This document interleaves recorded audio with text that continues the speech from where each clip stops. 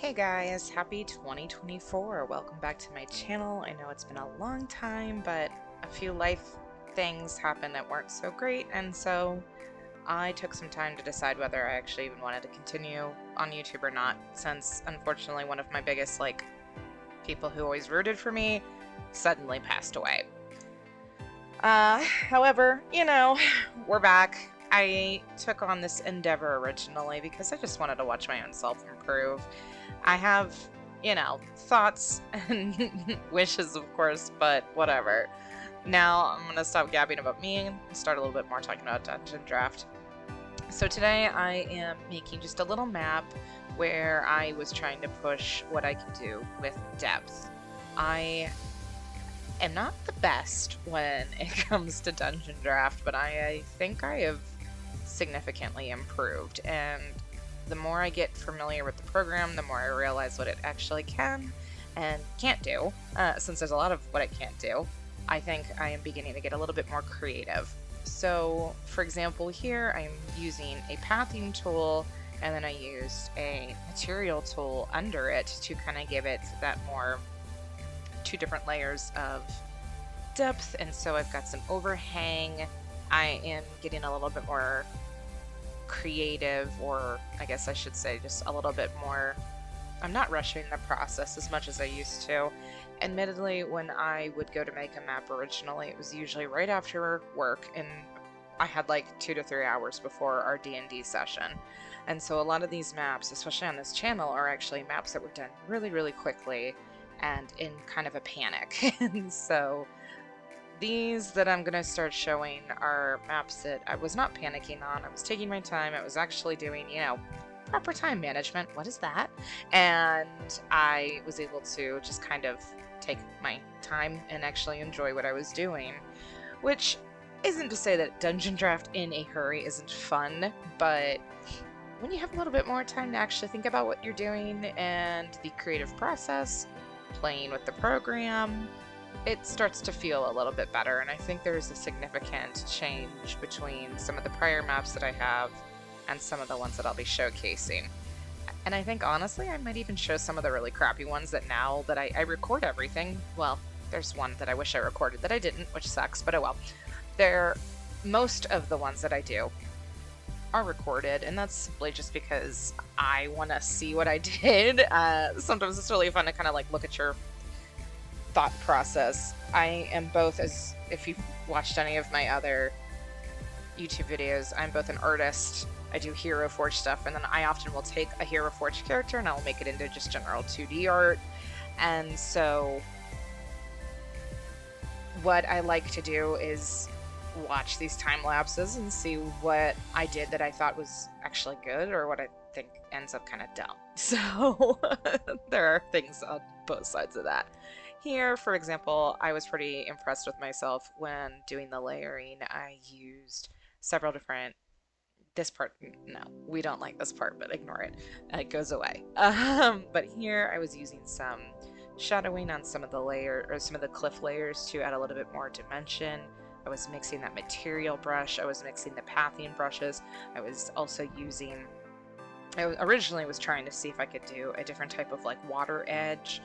It wasn't really cutting it for what I wanted to do in this one, but there is another one that I actually have a double layer water feature, and in that one it looked really, really nice. And so I'm pretty pleased with myself that I am seeing improvement, and I'm also pretty pleased that I'm starting to, I think, get to the point where I'm a lot more comfortable with this program, to the point where I think my maps are actually starting to look a little bit more worthy of being on the internet. I don't know. I'm sure in 6 months I'll look back and be like, nope, these were awful, but who knows. But here, what I was trying to focus more on was something that was, in terms of scaling, something smaller, something that would have a very unique, immediate pool, something that was still interactive for my players. Wow. And I think I actually did a pretty dang good job at this one. This one I am pretty impressed with the different layering that I did, the different mixing and matching, and the fact that ultimately I just took my time. That is as I said, not a luxury I used to give myself. I want to get better at the Dungeondraft program. I also kind of want to look at Wonderdraft and some of the other online, or not online, just in general programs that are map making programs. I would love to just hand draw my own, but admittedly, I'm not a very quick artist, and so it's, especially with having a full-time job, it is really nice to be able to come into a program and still get an artistic outlet, still get some creativity, control, and ultimately not have to devote like 20 plus hours to something. In some of my art videos, even if I'm just drawing a D&D character or any general TTRPG character, a lot of artists, that could take them about an hour or two, but for me it takes 6 hours plus, and I am not the best artist. I started drawing when I was in undergrad. I don't want to talk about how far out of undergrad I am now. I'm a little bit more than I thought I was, but admittedly, I'm still not that far out of undergrad.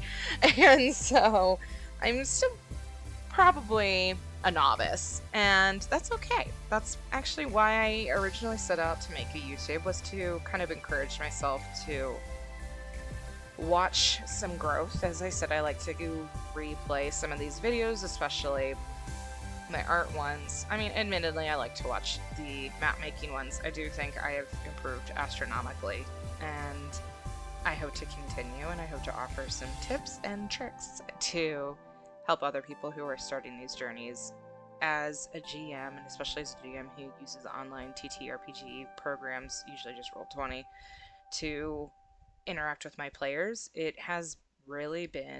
Dungeondraft has really been amazing to actually give myself a little bit more story control, and I really appreciate that, in that I'm not scrambling to the Google trying to find maps that other people have made and posted online that I have to kind of shoehorn into a plot setting that isn't really theirs.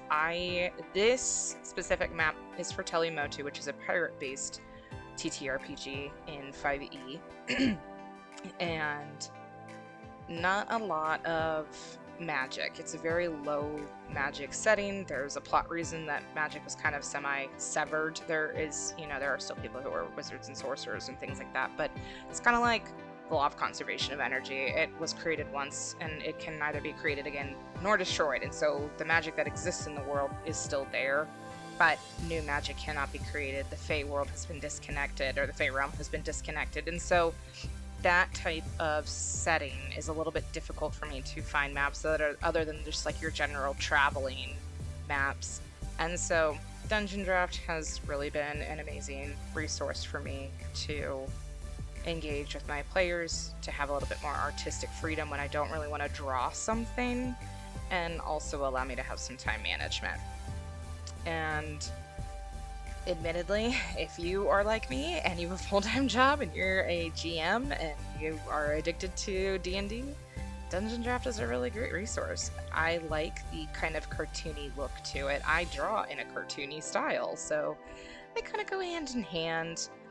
But I'm also pretty impressed that the more I've grown with this program, the more I've gotten a little bit more outside of the confines of a non-homebrew setting, since the Telemotu I can speak English. The Telemotu campaign is completely homebrew.